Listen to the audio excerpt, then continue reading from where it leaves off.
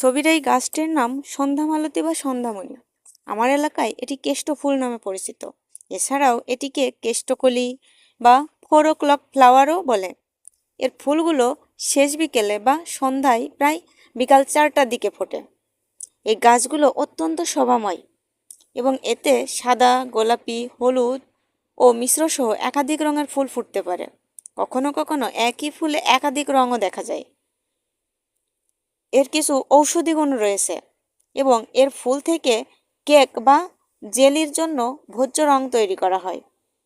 সন্ধ্যামালতীর পাতার রস ক্ষত স্থানে লাগালে তা দ্রুত শুকায়। এই গাছের পাতার কাঠ ফোড়া ও শরীরের প্রদাহ কমাতে সাহায্য করে। এর পাতা ও ফুলের প্রলেপ চুলকানি, একজিমা ও দাঁত সারাতে সাহায্য করে। এর মূল ও শিকড়ের রস লিভারের সংক্রমণ, ডায়রিয়া ও আমাশয় নিরাময়ে ব্যবহৃত হয়।